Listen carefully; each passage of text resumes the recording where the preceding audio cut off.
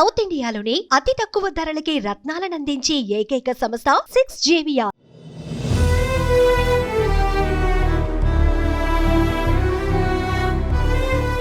ఒరిస్సా రాష్ట్రంలో పెను విషాదం నెలకొంది. రోగులకు ఓ నర్సు రాంగ్ ఇంజెక్షన్ ఇవ్వడంతో ఏకంగా 6 ప్రాణాలు కోల్పోయారు. ఈ ఘటన ఒడిశాలోని కోరాపుట్ జిల్లా కేంద్రంలోని Shaheed Laxman Nayak medical college and హాస్పిటల్లో జరిగింది.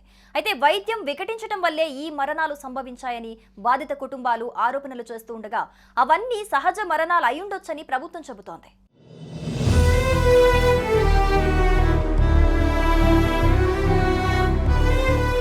ఆసుపత్రిలో వైద్య సిబ్బంది నిర్లక్ష్యం 6 నిండు ప్రాణాలను బలి తీసుకుంది.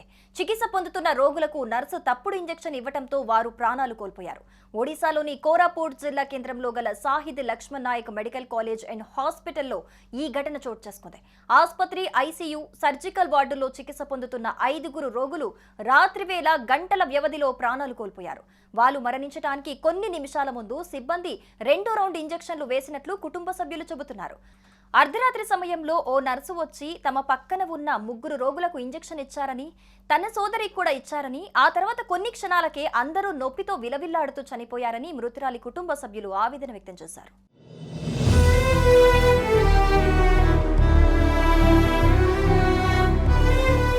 ఈ ఘటనపై ఆందోళన కొనసాగుతుండగానే మరో రోగి మరణించాడు. ఐసీయూలో చికిత్స పొందుతున్న మరో రోగికి ఇంజెక్షన్ ఇచ్చారని, కాసేపటికే ఆ రోగి కూడా ప్రాణాలు కోల్పోవడంతో మృతుల సంఖ్య 6కు చేరిందని రోగుల కుటుంబ సభ్యులు చెబుతున్నారు.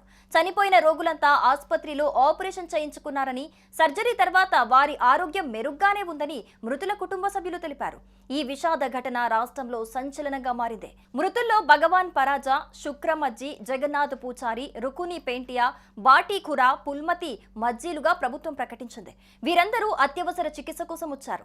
కేవలం గంటన్నర వ్యవధిలోనే ప్రాణాలు కోల్పోయారు.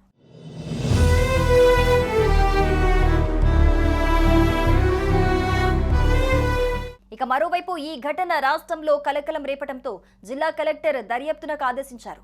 అయితే ఇంజెక్షన్ వల్ల వారు చనిపోలేదని ఆసుపత్రి సూపరింటెండెంట్ స్పష్టం చేశారు.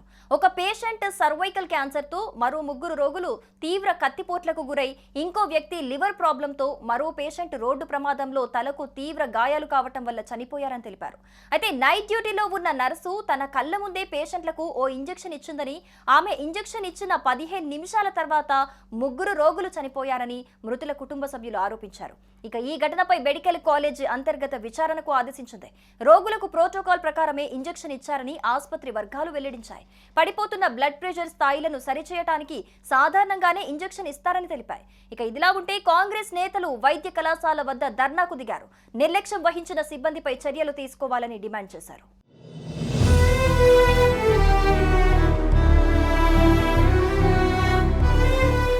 సుమన్ టీవీలో మీ పర్సనల్ అండ్ బిజినెస్ ప్రమోషన్స్ కోసం కింది నెంబర్కి కాంటాక్ట్ చేయండి.